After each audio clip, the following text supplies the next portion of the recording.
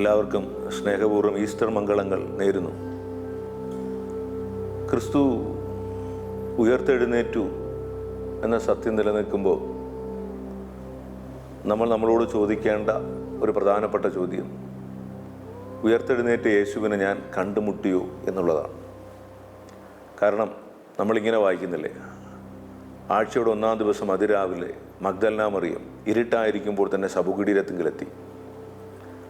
അവിടെ കല്ലറയുടെ കല്ലാരും ഉരുട്ടി മാറ്റിയിരിക്കുന്നത് കണ്ട് അവൾ കരഞ്ഞുകൊണ്ട് ഓടിച്ചെന്ന് പത്രോസിനോടും യോഹന്നാനോടും പറയുന്നതാണ്.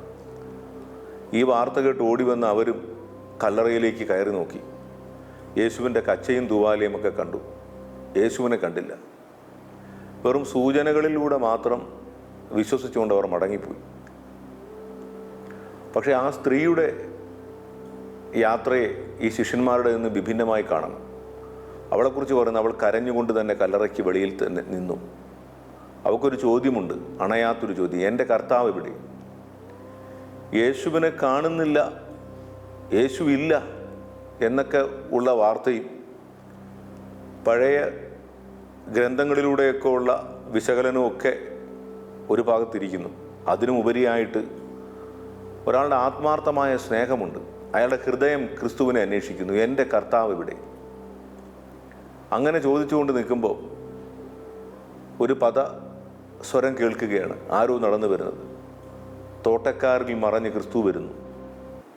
എന്തിനാണ് സ്ത്രീയെ നീ കരയുന്നത് എന്ന് ചോദിക്കുമ്പോൾ അവൾ പറയുന്നു, പ്രഭു, നിങ്ങൾക്കറിയാമോ എൻ്റെ കർത്താവ് ഇവിടെയെന്ന്? നിങ്ങൾ കൊണ്ടുപോയോ എൻ്റെ കർത്താവിനെ? കൊണ്ടുപോയെങ്കിൽ പറ, എൻ്റെ കർത്താവ് ഇവിടെ, ഞാൻ വന്ന് കൊണ്ടുപൊക്കോളാം എൻ്റെ കർത്താവിനെ.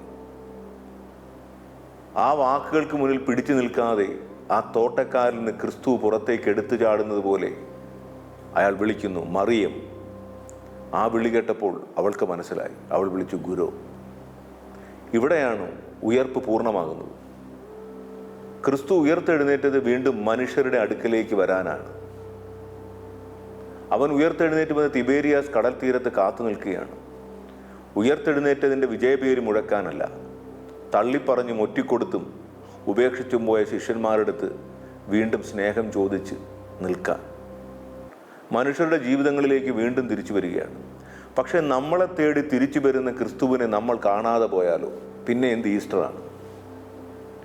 ആ പെൺകുട്ടിയിൽ നമ്മൾ പഠിക്കേണ്ട കാര്യം ഇതാണ്. ഒരു തോട്ടക്കാരനിൽ ക്രിസ്തു ഉണ്ട്. ഉയർത്തെഴുന്നേറ്റ ക്രിസ്തു നിന്റെ മുമ്പിൽ നിൽക്കുന്ന മനുഷ്യനിൽ ഉണ്ട്. ദൈവത്തെ തന്നെ നോക്കുന്ന മിഴി നിനക്കുണ്ടെങ്കിൽ, സ്നേഹാർദ്രമായ ഹൃദയത്തോടെ നിറഞ്ഞ കണ്ണുകളോടെ കർത്താവിനെ അന്വേഷിക്കുന്നെങ്കിൽ, നിന്റെ ഉള്ളിലും നിന്റെ മുന്നിൽ നിൽക്കുന്ന ആളിൻ്റെ ഉള്ളിലും മറഞ്ഞിരിക്കുന്ന ക്രിസ്തു പുറത്തേക്ക് വരും.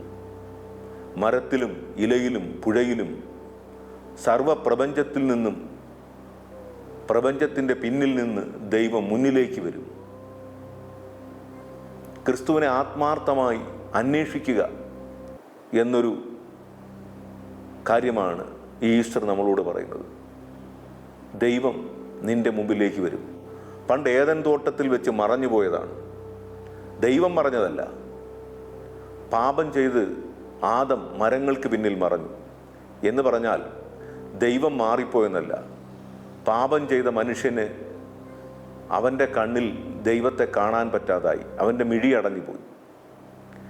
ഇവിടെ മറിയം, മഗ്ദലനാക്കാരി മറിയം സ്നേഹം കൊണ്ട് മിഴി തുറന്നപ്പോൾ ആ മറഞ്ഞുപോയ ദൈവം തെളിഞ്ഞു വരുന്നു.